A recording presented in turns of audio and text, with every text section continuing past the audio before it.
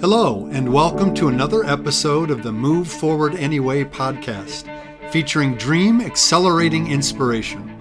I'm Jeff Meyer, your host, author, entrepreneur, and coach. My goal with this podcast is to help you identify and clarify your own dream by taking wisdom from others' successes and challenges.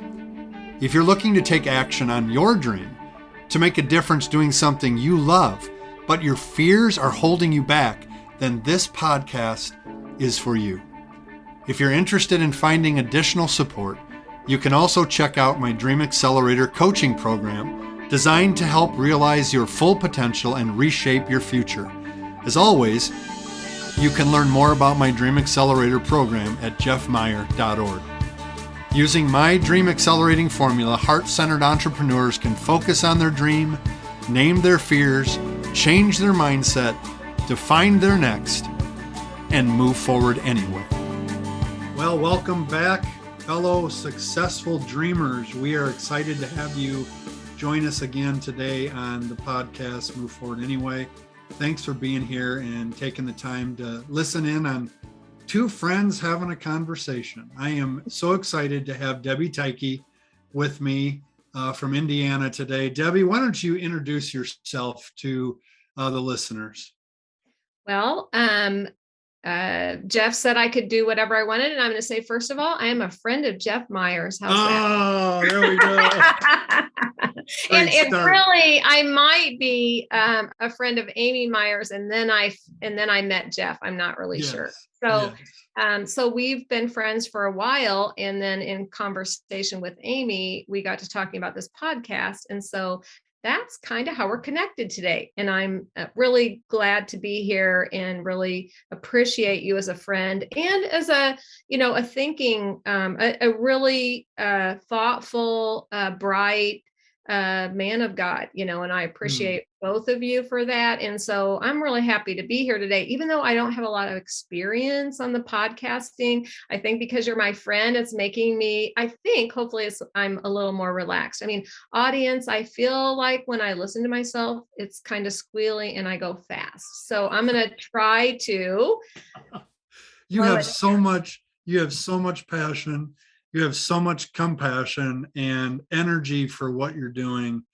I am so grateful to hear your voice and to see you again. It's been too long since Mark and Debbie and Jeff and Amy got together. So I appreciate the work you've been doing. Why don't you share a little bit about the genesis or the spark that led you to this art of invitation that you are up to and been up to for a number of years. Yes. Where did it start? How did it begin?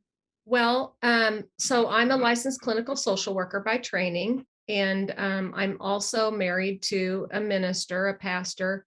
And so, I have the intersection probably of my training and my life experience in that. And I grew up in the church. I feel like I've had this rich history of a lot of relationships. I kind of feel like I can make friends with almost anyone. I don't know if that's true. There's maybe those of you that are out there listening to say that's not true, but I feel like it is. And so my husband and I were having a conversation on the screened-in porch. One day we have a screened-in porch. We were just sitting there. And I said, I feel like I know something about relationships. I was running a support group at that time for single parents. It was a very kind of hard group at that time. I think in the church there are not a lot of support groups for single parents. Over the course of the time, I believe it touched about 100 families. I mean, that's pretty significant. I'm a student, and so at the end of my time, I kind of went back just to see what I kind of looked at the data. What was the impact of this ministry? I kind of wanted to know just for myself. Really, what was the impact? And I believe there was like 100 families that were affected. And even today, because that's been a long time, those particular individuals and their families, I run into them, and that ministry itself had a significance. And so there was something about that. There was something about the trust and the safety that I felt like I kind of knew, but I wasn't sure. Well, at the same time, Mark said, why don't you talk to this guy who was doing some work with a seminary? He said, why don't you talk to him about your idea? So we were at a church conference and we were in line, and he said, can you write your thoughts down? And I tell you, I thought, oh, not really. I mean, that's like chasing the wind. I thought, write my thoughts down. You want me to write my thoughts down? And but I just felt like there was a challenge there. There was kind of my term invitation there. And so I went home and I concentrated on that, and I sent off my thoughts, and he then sent them to the seminary president at that time, who was overseeing his project at a it's a male seminary, and I think it's not often that they might have female contributors to the work. And so the weird thing is, like, I got an email back that said, we're moving forward, like he wants to do a pilot project on this paper. And I was beside myself. So the genesis came from a conversation. It was something I had in my head. It came from the fruit of my life experience and my work, and an observation, and just a question. What is it that I think I know? Is it something that I can capture? Is it something that I can share? Is it reproducible? And so that's really where it started from. It was a searching, it was just a question. And then when there was a validation of the basics of the idea, it was just a very small synopsis of the ideas. When there was a validation from a seminary president saying, I'd like for this to be developed a little bit, that was kind of the invitation for me to dig in deeper. And then it kind of went from there. Dreams often start with a recognition of, or a question, like you said, what can I add? What do I know about that would have an opportunity to be reproducible? There's also, in working with dreamers, entrepreneurs, there's a sense of, there's a gap, there's something missing. Mm-hmm. And I know what I have, what I'm thinking about fills Mm-hmm. a gap. It builds a bridge. Mm-hmm. It solves a problem. Yes. So what is the problem that the art of invitation solves?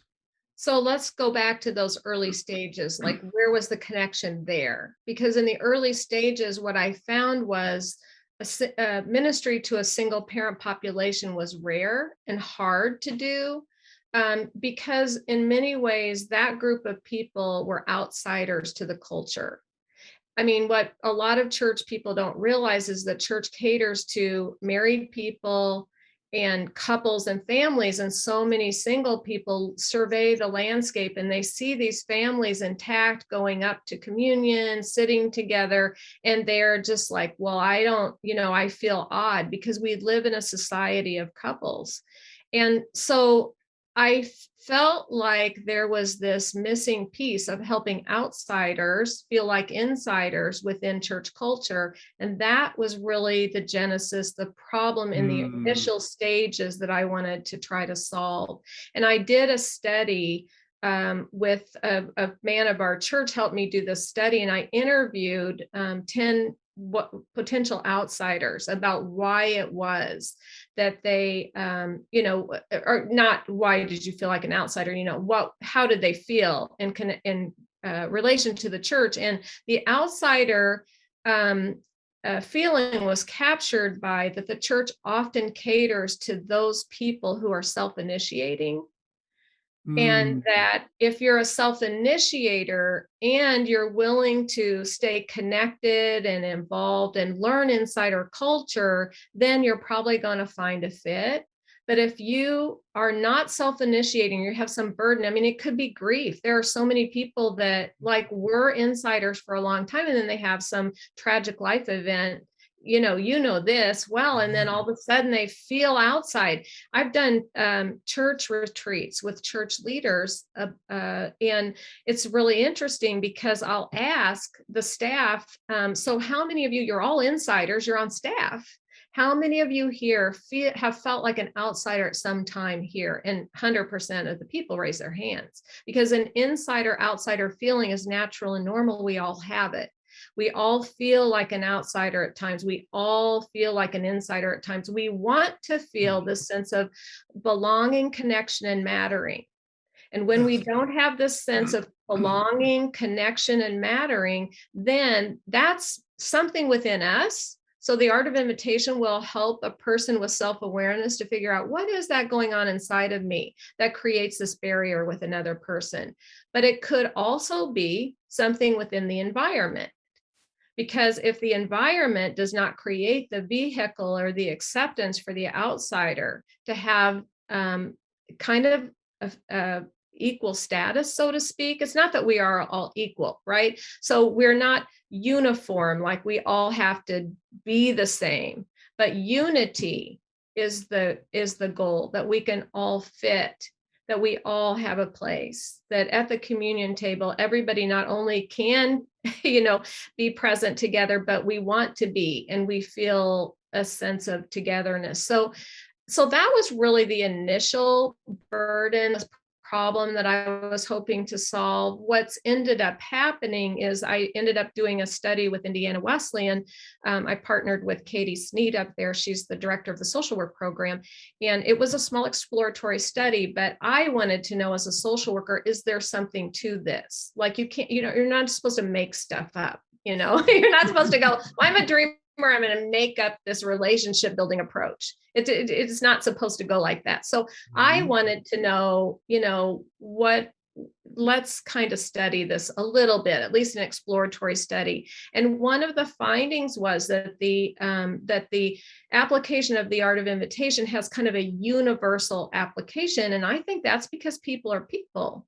We all have these insider outsider feelings. We all have this need to belong, connect, and matter. I mean, that's part of like the attachment theory, the people that know that when you're born, that like how you have significance is from your early roots. And then, and how do we stay connected? So it's, in churches, most of the arguments, most of the conflict is not over theology. It's over so many other things. And yet we are so passionate. So that was really where it started. But as it's turned out, it's met a need for people that are recovering from addiction. I've piloted for 12 years in a treatment program at our community corrections facility with women who are recovering from methamphetamine and heroin and pretty significant substance use disorders. And these are people that really intentionally need to build new relationships. So I have shared my work there for a long time. And COVID lifting, I'm getting to go back. And so that is also, a student from Indiana Wesleyan used the material with a group up in Marion, Indiana, and he said it went really well. So I don't have a long track record with it, but I think if there are people that are looking for how it is that I can develop new relationships, how can I have some distance from some painful relationships, how can I mend some relationships, how do I build enduring, satisfying relationships and connected community? As an insider or an outsider, that's the problem I wanted to solve. That's awesome. Thank you. That's a needed solution in our world and continues to be for forever. So you've got a good niche in here to do your work. I really appreciate it. As you have done this, as you started thinking about this on the screened in porch, talking with Mark, and you started putting out feelers, talk to me about what happened for you. What happened inside you as you started to venture out? I mean, just beginning with writing your thoughts down What were some of the fears or the obstacles internally that you were wrestling with? And then to not only just write them down, but to send them to an all male seminary? My goodness, the courage you showed from your first step is absolutely amazing. What did you wrestle with as you did that? I wrestled with the excitement of the possibility and then the insecurity of my own self. I wrestle a lot of times with a lot of insecurity because I think, well, this surely can't be, this surely can't be. And so, but I'm kind of odd in that won't stop me. Does that make sense? I mean, Yeah, it's like yeah. I'm super insecure, but that is not going to stop me. So I have this way of being able to move through the insecurity to the next thing. I can tell you that, what were all those feelings? I mean, I had um, self-doubt, and I didn't really know what I was doing. I knew what I knew. So all I knew was, if God gave me this vision and this open door, that I would just walk through it until I couldn't walk through it anymore. Mm, I mean, if it came to the end, I was kind of okay with that, because I thought, okay, I'm just going to follow this and see where it goes, and to the best of my ability. And then if it stops, because I don't think that, this is part of art of invitation. So if you're trying to, communicate, because really this is a communication, right? I'm communicating with people about communicating. mhm. And so if you are wanting to present your information, share an idea, or confront, which is just a difference of opinion. But if you want to present and confront without a context of a trusting relationship, like that the other person thinks that they're interested, or that there's some level of relationship, it's just not going to go anywhere. Right. So if I might have, this is 1 Corinthians 13. If I had all the knowledge and all the wisdom and I had all these things, but I didn't have this sense of caring about the people that I was working with, or being interested in like what they thought, or was this helpful, or, how does in all of that, then I think it would have been empty. So I was really okay with that. I Mm. wasn't, I mean, I remember when we did the study and I thought, man, I wonder if the study results are going to be bad, that people are going to say this is not all that helpful. I mean, that was kind of a big deal. I'd put all this energy into it. And Yep. then, you're going to have the study. And I'm like, what if the results don't come out great? And I said, well, then so be it. And how did they come out? They came out well, you So, know? yeah, I mean, 95% of what we worry about doesn't happen. Yeah. Um, I love what you said that um, I I felt all this stuff. I feel the insecurity, but I move forward anyway. And I just kept saying, I'm going to walk through the door until the door doesn't allow me to walk through anymore. And you've just had one opportunity door open after another in this process, which is affirming to the fact that God did give this to you. I think the other thing we talk about in the Dream Accelerator, when people start maybe giving into fear, they give into their self doubt. I try to encourage them to go back and think about their who. Think about the people that you initially thought about helping, Mm-hmm. and build some characters there, some avatars, if you will, or real people, real case studies of people you've helped, like the Mm-hmm. 100 families you helped, that the 100 households that were represented in that study that you did. um, think about your who, and that will get you back in the game. That will be the motivator. Not even the what you're doing is motivation as much as the who is a motivator. So who are the motivators for you? Who are the people that you think about Mm. when you're ready to quit, or you're saying, okay, I can't do this anymore? Yeah. Who is So your who that doesn't let you quit? yeah, I mean, I think the who's are so many of the people I've had conversation with over the years, I go back to that. And really because I've had so much, I piloted this for so long now. The who's became now the people that tell me like that their life is better because of learning some of these concepts and tools. And really it's really a way of looking at it. I mean, my work is an intersection of science, but it's really a spiritual practice. So that's what makes my work, I think, somewhat unique. I mean, there's so many self-help books and so many relationship books, and there's so many Bible studies. I don't know. There may be out there. I don't know of anybody else that has synthesized the science with the spiritual practices that are primarily Judeo-Christian. You know,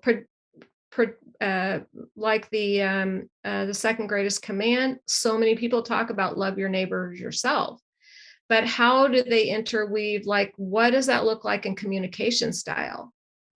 How does that get lived out in communication style, especially when you're emotionally dysregulated and you're ready to knock somebody's block off? Then what? I mean, that happens. Yeah, it happens. Happens with me, I'm the author of the material, but I get to learn it every day. Yeah, you do. I'm not always great at it. And so in like the second thought, that's a spiritual practice. Pray without ceasing. Nobody's going to sit around and pray every day. I mean, maybe monks, but they have to eat and walk around too.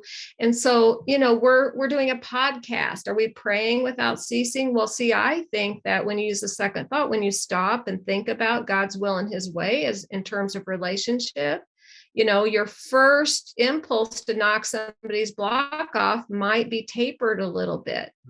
And you just learn a little bit over time how to embrace these ideas. And it kind of changes. It changes you, it changes others, it changes the environment. It's not always a quick fix, but it's a satisfying fix, it's satisfying. Yeah. Because it connects us and helps us be truly human. Yeah.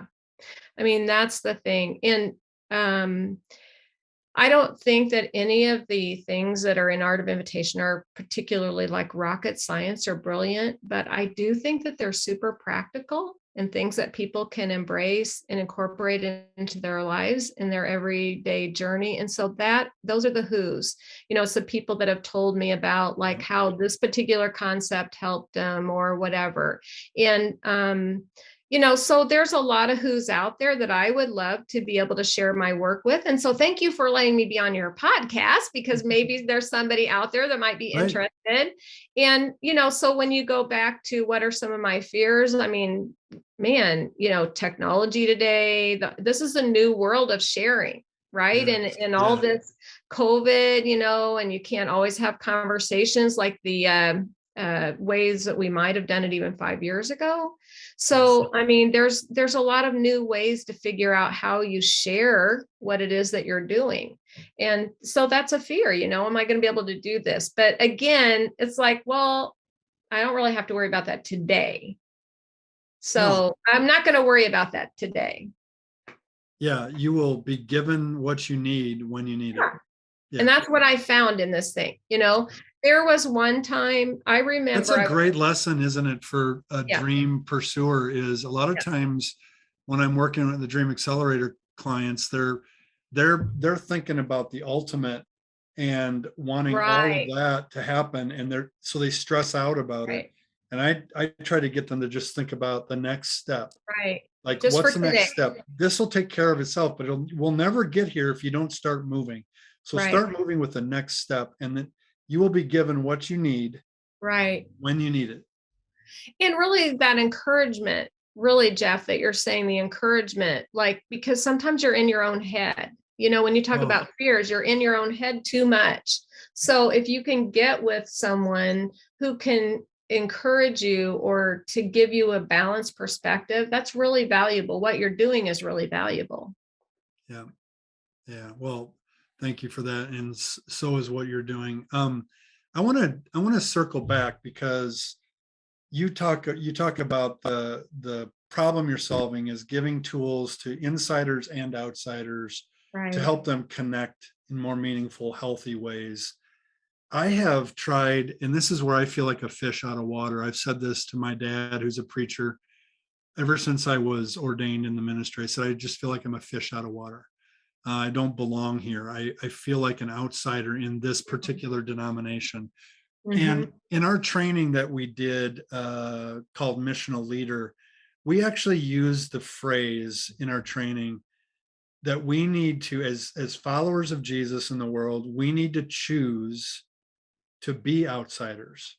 Yeah. And so I'm not negating what you're saying, am I? I'm what I'm saying by that is we have to take off that insider position that we think we have, Right. and we need to meet someone where they are at. Right. So I would say that that I understand what you're saying, and I think what you're saying, the meat of it, we're probably on semantics of terms, right? Yeah, yeah, Because if I want to join an engineering group at my local business, we live in Columbus, Cummins is big. If I say, hey, I want to join this engineering group over there, I'm probably not going to get in. I'm not an engineer. I don't work for Cummins. It's not my thing, right? yeah, And yeah, that's normal for me to feel like an outsider. I yes, don't think whether you're the ordained pastor, I mean, this is my bias. I don't think whether they're ordained pastor or parishioner that anybody should feel like an outsider in the church, because this is also really interesting. Okay. So, what makes a person an insider? What makes a person an insider? It is the love of God that makes us the insider. It's always right, the love of God, whether we're the outsider to culture or the insider. But I think what you're talking about is the suffering. See, the mm, suffering that we have sometimes in being an outsider. Sometimes when we feel outsider, we don't feel in the loop, or we're not in the place of privilege. There's a suffering there. right. And what I'm saying is, as people who are followers of Jesus, who have been loved by God, we should we should have a better capacity to engage to engage the person who thinks they're an outsider, Yeah. and engage them where they're at, listen well, Yeah. love well. Instead, we wait for them to come in. We wait, and they Right. don't want to come in. And I'm trying to move everybody outside to engage a world that is needing what God has to offer. But we're all comfortable in our little bubble. We use our own language. We think, as an insider, we think we control the narrative. And when someone Yeah. else speaks a different opinion than our narrative, we get all up in arms, and we tend to protect what is ours instead Right. of permeating Right. permeating the relationships and the neighborhoods and the culture where we live. Well, and I think that's really really true. I think that the essence of my work is probably not as much like diagnosing, as much as just becoming more self-aware of ourselves and of others, and it naturally then happens. Yeah, It kind of naturally happens. We don't have to have this like game plan about how we approach the outside world, whether we're outsiders. I mean, it is important to have a sense of when I feel like an outsider or an insider. And as I shared with you before, we're moving into, my husband and I, into a transitional time of life where yeah, things are changing for us. And I just know, because I know myself, I know the environment, there's going to be a lot of outsider experiences that I'm going to have.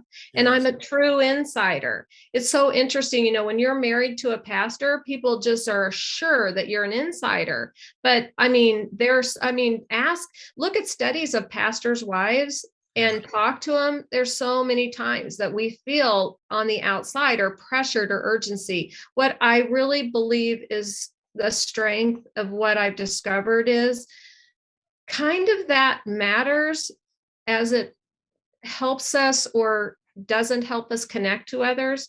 But at the end of the day, it's more about what naturally is in front of us and how we move into what we believe to be true. So what you're talking about is, it's really important that we engage with everybody.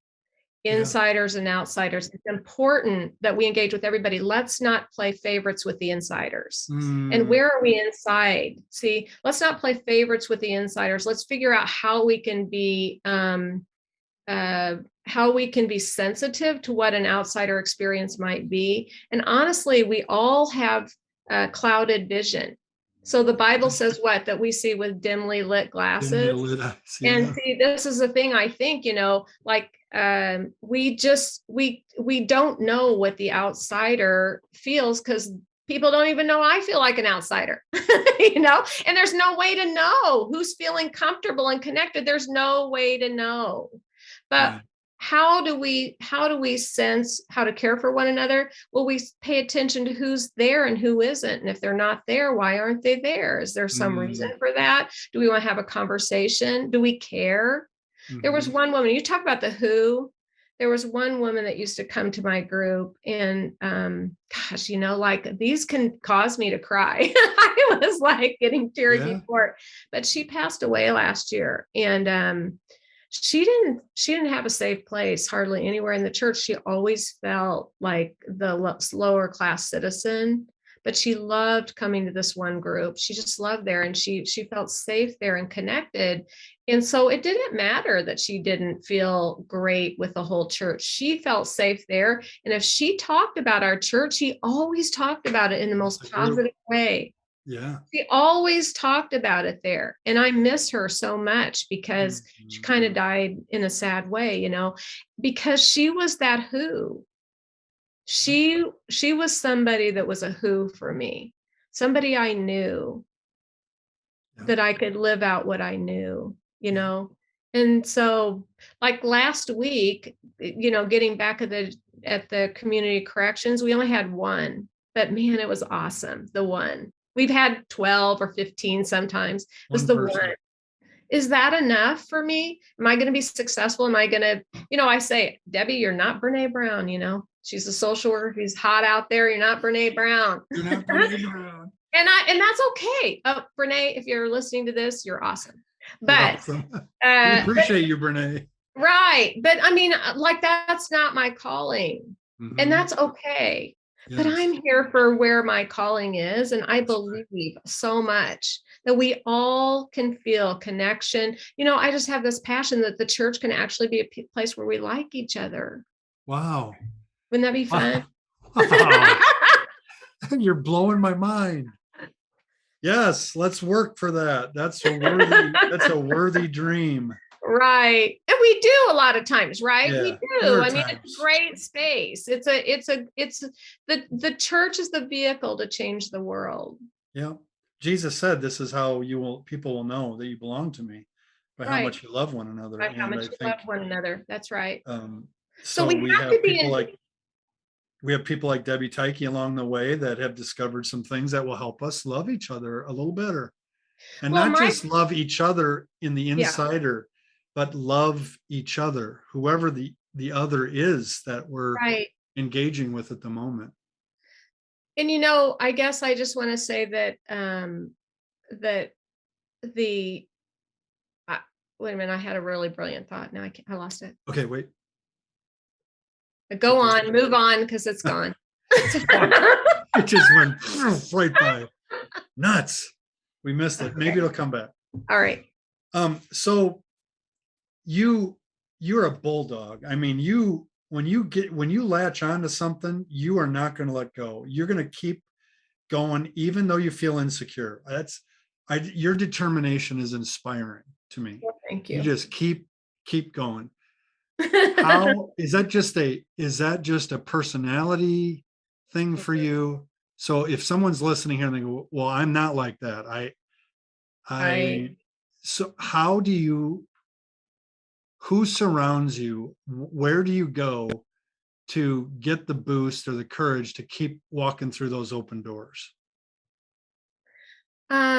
It's kind of a mystery to me, honestly. I don't have a really great answer to that, other than I would say that if you look at the forward to my book, there's about 25 people. I'm not afraid to ask for help. So if I ask for help from someone or I ask a question, I mean, this is part of being invitational, I think, is being able to receive as well as give. And like Wow, that's sometimes huge. you don't want to show your insecurity. And I mean, I don't like to do that. It's so in my circles, I'm a licensed clinical social worker. When I'm in professional circles with my peers in that, and I have to say what I'm doing, it's really humiliating because I'm like, well, I'm not working for this place and I don't have this great position and I this and that. And so I've had to humbly say, I'm working on this relationship building approach that is an intersection of science and spirituality. And I believe in it. And I'm pretty sure I've been piling it for a long time that I know I have something, but it sounds very counterculture. And it is very counterculture. Yeah. And so, and if I'm in church circles, most of my church circles are male, and in our circles, they're, synodically trained. And so, I can kind of be a little bit of an outsider there too. But I'm not afraid to ask for help. And I'm not I love afraid that. to be, and I'm not afraid to be transparent and honest about what it is and what it isn't. You know, like if I have a default, it's talking too much. Can you tell, audience? I was afraid of that. I was like, slow it down, Debbie, and don't talk too much. No, you're doing great. So anyway, so I'm not afraid of that. That's helped me a lot. And, I really have a great husband not everybody has that, but if you don't have someone, but I have to tell you, Mark and I have not always been on the same page, because this was so counter culture in a way, and he lives in the environment, in the culture, in the church culture. So it's been one of these things that, like, you wonder, because sometimes there's an investment, it's like the income isn't what you want at a certain time, or the travel, or the income, I mean, there's a cost to doing this. There was a cost to developing it, and we had to talk about that over time, because I've been developing this for quite a while. Yeah. And so, but I can say right now that I'm kind of excited. I mean, I would like for us to be able to do like ministry retreats, because I just think there's so much need in ministry couples for like an authentic conversation about relationship, authentic sharing about relationship. And we did this. We went to a conference shortly before moving to Indiana years ago, and it was one of the best things we did. And so, I mean, there's potential. He tells me he's not committing to anything, so Yeah, but maybe that'll be part of the transition. Maybe, maybe not. Yeah. Hold on loosely to exactly how that turns out, but Right. keep walking through those open doors. I Yeah. want to ask you, go ahead. No, I was just going to say, well, like, how do I do that? It is a little bit of personality. My parents are like this. So I had, I had some examples of people that carved out from nothing. That's kind of the way my parents are. They have the ability to just kind of carve out from, some people follow a pattern. They want to read a book to follow a pattern. I really don't need to do that. That isn't part of who I am. So not everybody's going to have that. But I think that, but this calling of God, everybody's got a calling of God. Everybody has a calling of God. And whether so whether they recognize it or not. Yeah. So whoever your listeners are today, whoever you are out there, what your calling is that you have been called by, you will be equipped by. And, obviously I like my material, but, in my material, there's this like seeking to understand, sharing openly and honestly, caring and receiving care. You got to find the balance of that. Because if you are, if you're like all in your own head with your own ideas, you're not really seeking to understand what it is that people are looking for. Right. And if you're sharing openly and honestly without the context of the relationship, it's probably not going to go anywhere. And if you are trying to give of yourself without understanding your capacity, you're going to get dissipated. And if you are receiving too much and it's costing people too much and they don't want to hear your ask, then that's going to be a closed door. So it's a Yep. balance. Yeah.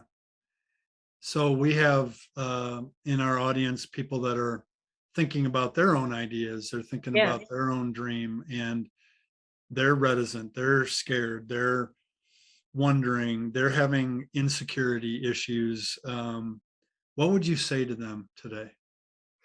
I would say that you're a whole person with all those insecurities, that insecurities are part of the human journey, and that does not make you a bad person. And try not to think in your head, I'm a good person or a bad person. I'm a good business person or I'm a bad person. Try to get that good, bad, right, wrong out of your head.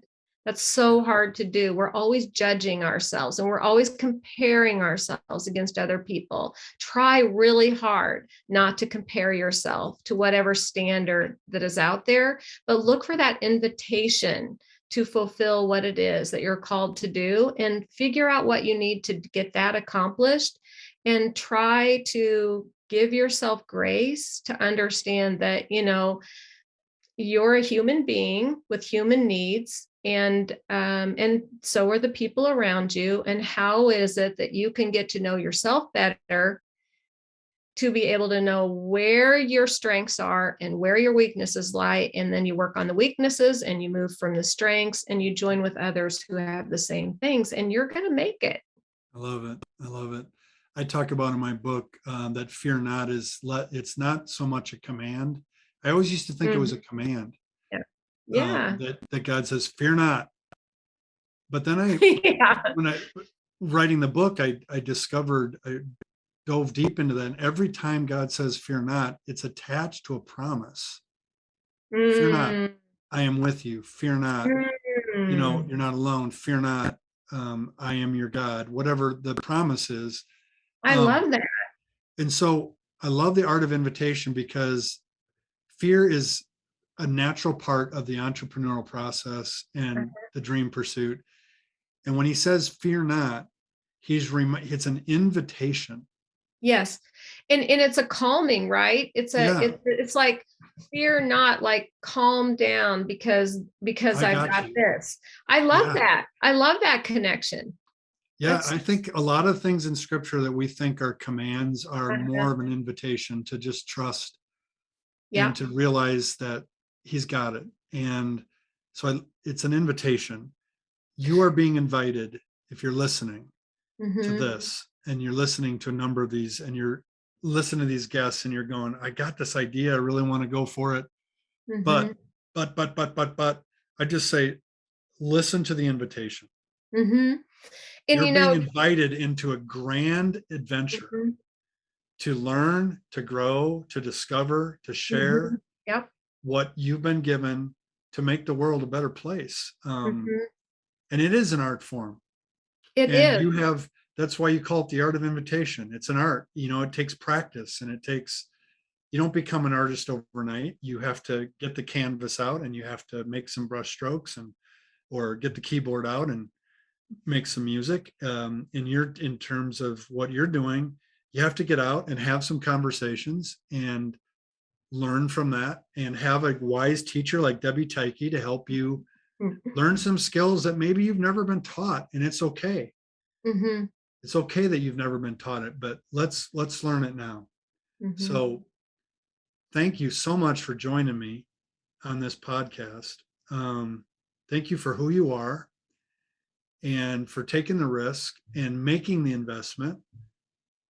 And I look forward to seeing what's going to happen as you keep expanding the art of invitation. Well, thank you so much. Before we hang up here, I want to give you the last word, and I want you to tell the audience where they can find out more about the art of invitation and more about what Debbie Tyke is up to. Well, thank you for that. So I have a website, and it is www.artofinvitation.org. And also on that, then are links to videos. So the pathway to learn the art of invitation is very simple, and you actually can do it by yourself. You don't need a coach. You don't need a teacher.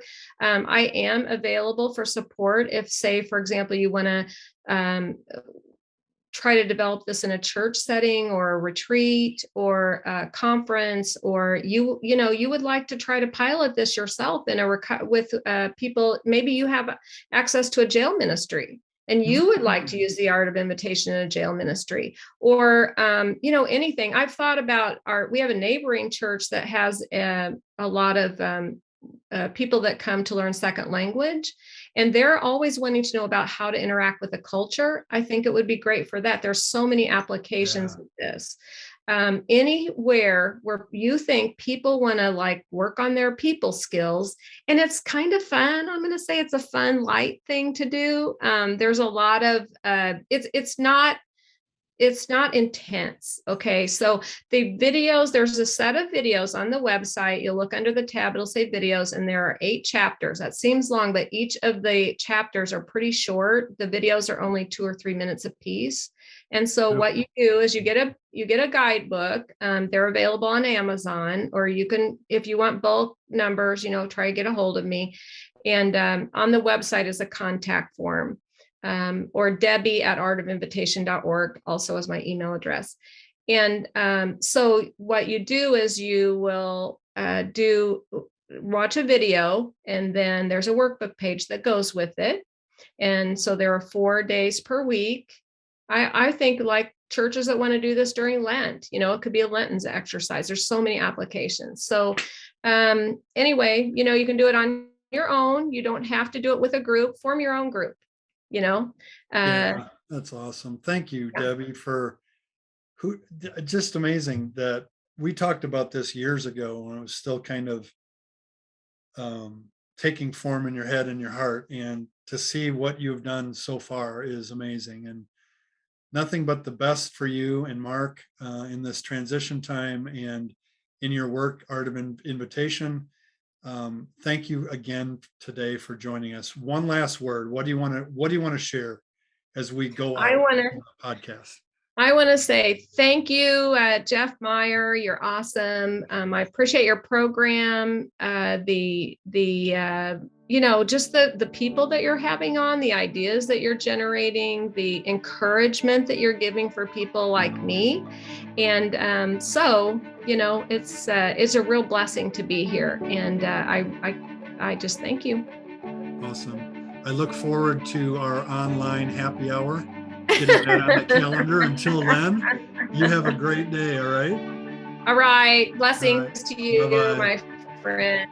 Bye-bye. Hey, fellow dreamer. I hope you enjoyed today's episode. Head over to my website, jeffmeyer.org, for all of the show notes and links. And when you're ready to move from overthinking about your dream to actually taking action on it, consider joining the Dream Accelerator community. Our clients are getting crystal clear on their dream with our Dream Generator Vivid Description 5-step process. They're discovering the truth about fear and how to use it as fuel to take courageous steps in the right direction. And most importantly, they are walking a clear path forward because they have made an investment in themselves to confidently realize their dreams. The results are so inspiring. Having coaching and companions on the dream journey is crucial. Remember, fear will come, fear will stay. Move forward anyway.